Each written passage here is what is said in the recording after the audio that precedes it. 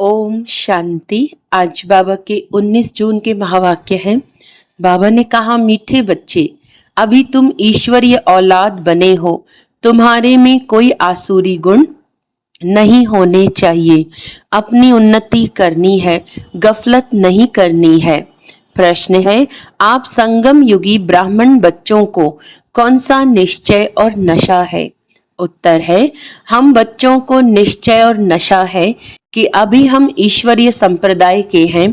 हम स्वर्गवासी विश्व के मालिक बन रहे हैं। संगम पर हम ट्रांसफर हो रहे हैं। आसुरी औलाद से ईश्वरीय औलाद बन 21 जन्मों के लिए स्वर्गवासी बनते हैं।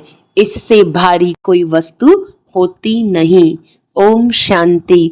बाप बैठ बच्चों को समझाते हैं। अक्सर करके मनुष्य शांति को पसंद करते हैं। घर में अगर बच्चों की खिटखिट है तो अशांति रहती है। अशांति से दुख भासता है, शांति से सुख भासता है। यहाँ तुम बच्चे बैठे हो, तुमको सच्ची शांति है। तुमको कहा गया है, बाप को याद करो, अपने को आत्मा समझो। आत्मा में जो आधा कल्प से अशांति है वह निकलनी है शांति के सागर बाप को याद करने से। तुमको शांति का वर्षा मिल रहा है। यह भी तुम जानते हो, शांति की दुनिया और अशांति की दुनिया बिल्कुल अलग है। आसुरी दुनिया, ईश्वरीय दुनिया, सतयुग कलयुग किसको कहा जाता है, ये कोई मनुष्य मात्र नहीं जानते। तुम कहेंगे, हम भी नहीं जानते थे। भल कितने भी पोजीशन वाले थे। पैसे वाले को पोजीशन वाला कहा जाता है। गरीब और साहूकार समझ तो सकते हैं ना। वैसे तुम भी समझ सकते हो बरोबर, ईश्वरीय औलाद और आसुरी औलाद। अभी तुम मीठे बच्चे समझते हो हम ईश्वरीय संतान हैं, ये पक्का निश्चय है ना। तुम ब्राह्मण समझते हो हम ईश्वरीय संप्रदाय स्वर्गवासी विश्व के मालिक बन रहे हैं। हरदम वह खुशी रहनी चाहिए। बहुत थोड़े हैं जो यथार्थ रीति से समझते हैं। सतयुग में है ईश्वरीय संप्रदाय, कलयुग में है आसुरी संप्रदाय। पुरुषोत्तम संगम युग पर आसुरी संप्रदाय बदली होती है। अभी हम शिव बाबा की औलाद बने हैं, बीच में भूल गए थे। अभी फिर इस समय जाना है कि हम शिव बाबा की संतान हैं। वहाँ सतयुग में कोई अपने को ईश्वरीय औलाद नहीं कहलाते। वहाँ है दैवी औलाद। इनके पहले हम आसुरी औलाद थे, अभी ईश्वरीय औलाद बने हैं। हम ब्राह्मण बीके हैं। रचना है एक बाप की। तुम सब भाई बहन हो और ईश्वरीय औलाद हो। तुम जानते हो बाबा से राज्य मिल रहा है। भविष्य में जाकर हम दैवी स्वराज्य पाएंगे, सुखी होंगे। बरोबर सतयुग है सुख का धाम, कलयुग है दुख धाम। ये सिर्फ तुम संगम युगी ब्राह्मण जानते हो। आत्मा ही ईश्वरीय औलाद है। यह भी जानते हो बाबा स्वर्ग की स्थापना करते हैं। वह रचता है ना, नर्क का क्रिएटर तो नहीं है। उनको कौन याद करेंगे। तुम मीठे मीठे बच्चे जानते हो बाप स्वर्ग की स्थापना कर रहे हैं। वह हमारा बहुत मीठा बाप है। हमको 21 जन्मों के लिए स्वर्गवासी बनाते हैं। इससे भारी वस्तु कोई होती नहीं। ये समझ रखनी चाहिए। हम ईश्वरीय औलाद हैं तो हमारे में कोई आसुरी अवगुण होना नहीं चाहिए। अपनी उन्नति करनी है। समय बाकी थोड़ा है, इसमें गफलत नहीं करनी चाहिए। भूल न जाओ। देखते हो बाप सन्मुख बैठा है। जिनकी हम औलाद हैं, हम ईश्वर बाप से पढ़ रहे हैं दैवी औलाद बनने के लिए। तो कितनी खुशी होनी चाहिए। बाबा सिर्फ कहते हैं मुझे याद करो तो विकर्म विनाश हो जाए। बाप आए ही हैं सबको ले जाने। जितना जितना याद करेंगे उतना वे कर्म विनाश होंगे। अज्ञान में जैसे कन्या की सगाई होती है तो याद बिल्कुल छप जाती है। बच्चा पैदा हुआ और याद छप जाती है। ये याद तो स्वर्ग में भी छप जाती, नरक में भी छप जाती। बच्चा कहेगा ये हमारा बाप है। अब यह तो है बेहद का बाप, जिससे स्वर्ग का वर्षा मिलता है, तो उनकी याद छप जानी चाहिए। बाप से हम भविष्य 21 जन्मों का फिर से वर्षा ले रहे हैं। बुद्धि में वर्षा ही याद है। यह भी जानते हो मरना तो सबको है, एक भी रहने का नहीं है। जो भी डियरेस्ट से डियरेस्ट यानी प्यारे से प्यारा है, सब चले जाएंगे। यह सिर्फ तुम ब्राह्मण ही जानते हो कि पुरानी दुनिया अब गई की गई, उसके जाने के पहले पूरा पुरुषार्थ करना है। जबकि ईश्वरीय औलाद है तो अथाह खुशी होनी चाहिए। बाप कहते रहते हैं, बच्चे अपना जीवन हीरे जैसा बनाओ। वह है डीटी वर्ल्ड, यह है डेविल वर्ल्ड। सतयुग में कितना अथाह सुख रहता है, वह बाप ही देते हैं। यहाँ तुम बाप के पास आए हो, यहाँ बैठ तो नहीं जाएंगे, ऐसे तो नहीं सब इकट्ठे रहेंगे, क्योंकि बेहद बच्चे हैं। यहाँ तुम बहुत उमंग से आते हो। हम जाते हैं बेहद के बाप पास। हम ईश्वरी औलाद हैं, गॉड फादर के बच्चे हैं, तो हम क्यों न स्वर्ग में होने चाहिए। गॉड फादर तो स्वर्ग रचते हैं ना।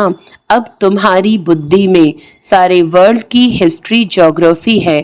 जानते हो हेवनली गॉड फादर हमको हेवन के लायक बना रहे हैं, कल्प कल्प बाद बनाते हैं। एक भी मनुष्य नहीं जिसको यह पता हो कि हम एक्टर हैं, गॉड फादर के बच्चे। फिर हम दुखी क्यों हैं, आपस में लड़ते क्यों हैं। हम आत्माएं सब ब्रदर्स है ना।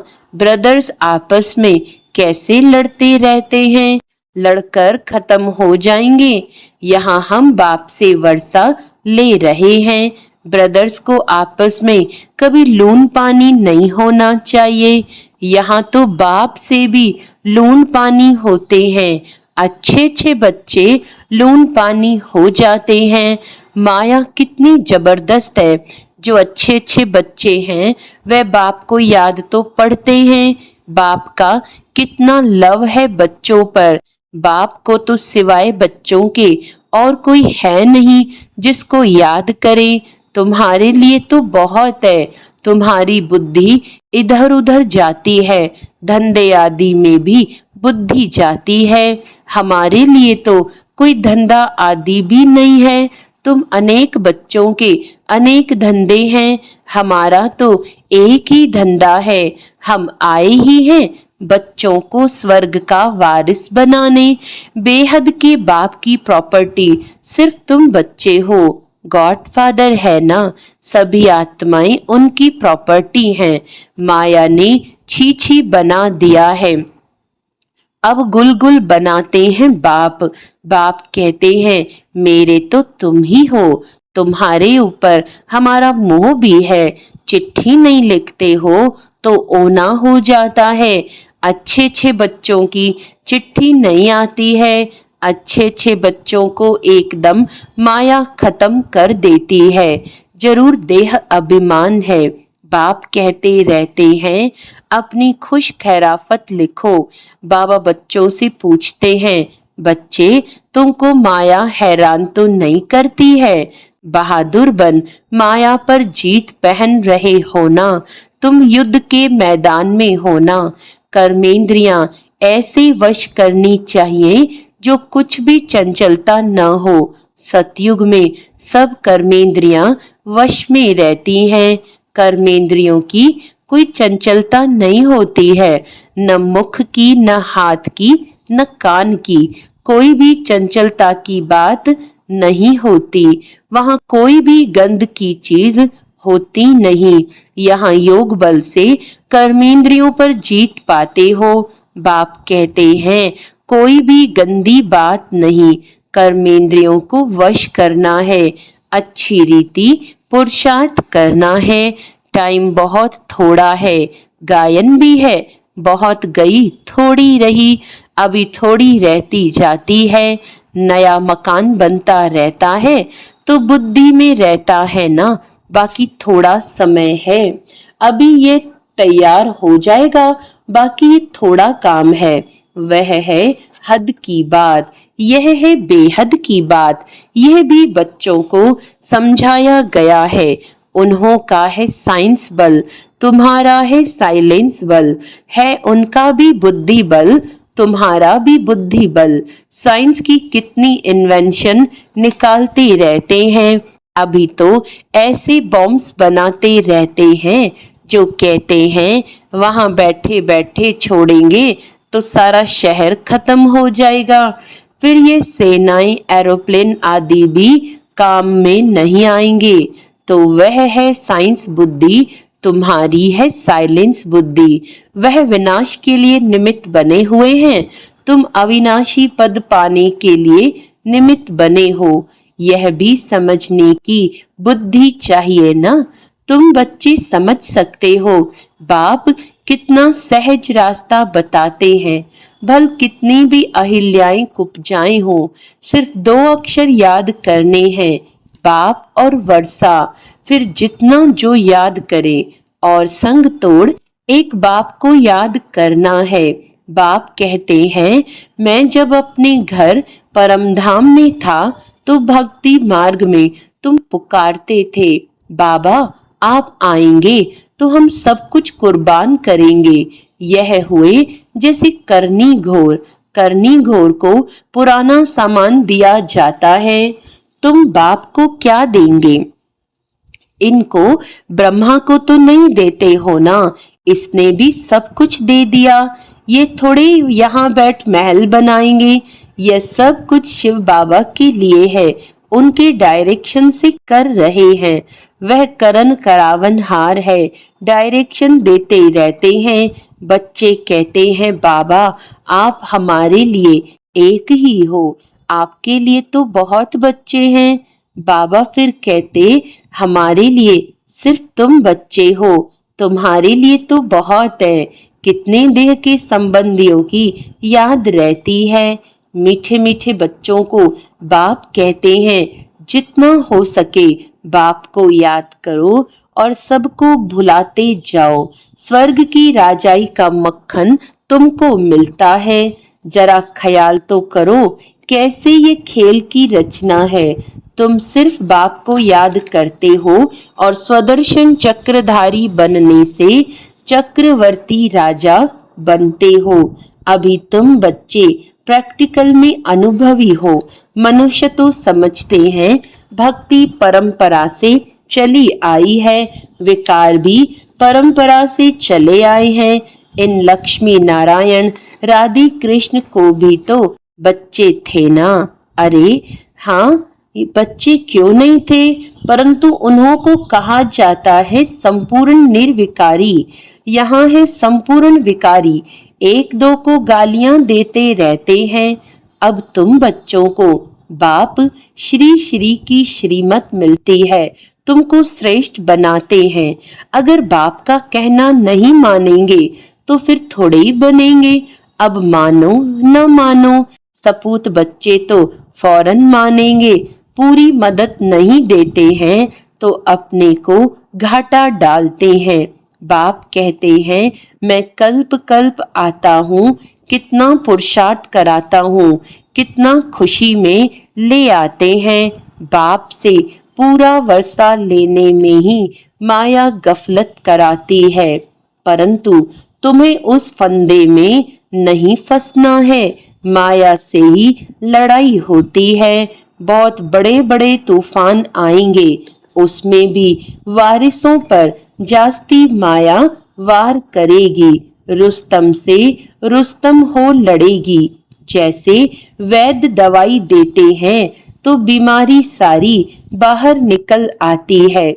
यहाँ भी मेरे बनेंगे तो फिर सबकी याद आने लग पड़ेगी। तूफान आएंगे, इसमें लाइन क्लियर चाहिए। हम पहले पवित्र थे, फिर आधा कल्प अपवित्र बने, अब फिर वापस जाना है। बाप कहते हैं मुझे याद करो, तो इस योग अग्नि से तुम्हारे विकर्म विनाश होंगे। जितना याद करेंगे उतना ऊंच पद पाएंगे। याद करते करते तुम घर चले जाएंगे। इसमें बिल्कुल अंतर्मुखता चाहिए। नॉलेज भी आत्मा में धारण होती है ना, आत्मा ही पढ़ती है। आत्मा का ज्ञान भी परमात्मा बाप ही आकर देते हैं। इतना भारी ज्ञान तुम लेते हो विश्व का मालिक बनने के लिए। मुझे तुम कहते ही हो पतित पावन, ज्ञान का सागर, शांति का सागर। जो मेरे पास है वह तुमको सब देता हूँ, बाकी सिर्फ दिव्य दृष्टि की चाबी नहीं देता हूँ। उसके बदले फिर तुमको विश्व का मालिक बनाता हूँ। साक्षात्कार में कुछ है नहीं, मुख्य है पढ़ाई। पढ़ाई से तुमको 21 जन्म का सुख मिलता है। मीरा की भेंट में तुम अपने सुख की भेंट करो। वह तो कलयुग में थी, दीदार किया फिर क्या। भक्ति की माला ही अलग है, ज्ञान मार्ग की माला अलग है। रावण की राजाई अलग, तुम्हारी राजाई अलग। उनको दिन, उनको रात कहा जाता है। अच्छा, मीठे मीठे सिखिलदे बच्चों प्रति माता पिता बाप दादा का याद प्यार और गुड मॉर्निंग। रूहानी बाप की रूहानी बच्चों को नमस्ते। हम रूहानी बच्चों की रूहानी बाप दादा को याद प्यार गुड मॉर्निंग, नमस्ते नमस्ते नमस्ते जी। धारणा के लिए मुख्य सार है, याद के बल से अपनी कर्मेंद्रियां ऐसी वश करनी है जो कोई भी चंचलता न रहे। टाइम बहुत थोड़ा है, इसीलिए अच्छी रीति पुरुषार्थ कर मायाजीत बनना है। बाप जो ज्ञान देते हैं उसे अंतर्मुखी बन धारण करना है। कभी भी आपस में लून पानी नहीं होना है। बाप को अपनी खुश खैराफत का समाचार जरूर देना है। वरदान है, कल्याणकारी वृत्ति द्वारा सेवा करने वाले सर्व आत्माओं की दुआओं के अधिकारी भव। कल्याणकारी वृत्ति द्वारा सेवा करना, यही सर्व आत्माओं की दुआएं प्राप्त करने का साधन है। जब लक्ष्य रहता है कि हम विश्व कल्याणकारी हैं, तो अकल्याण का कर्तव्य हो नहीं सकता। जैसा कार्य होता है वैसी अपनी धारणाएं होती हैं। अगर कार्य याद रहे तो सदा रहमदिल, सदा महादानी रहेंगे। हर कदम में कल्याणकारी वृत्ति से चलेंगे। मैंपन नहीं आएगा, निमित्तपन याद रहेगा। ऐसे सेवाधारी को सेवा के रिटर्न में सर्व आत्माओं की दुआओं का अधिकार प्राप्त हो जाता है। स्लोगन है, साधनों की आकर्षण साधना को खंडित कर देती है। साधनों की आकर्षण साधना को खंडित कर देती है।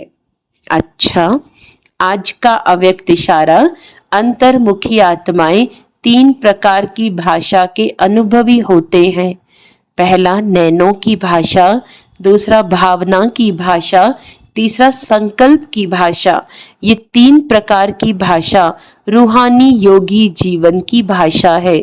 जितना जितना आप अंतर्मुखी स्वीट साइलेंस स्वरूप में स्थित होते जाएंगे, उतना इन 3 भाषाओं द्वारा सर्व आत्माओं को अनुभव करा सकेंगे। अब इसी रूहानी भाषा के अभ्यासी बनो। अच्छा, ओम शांति।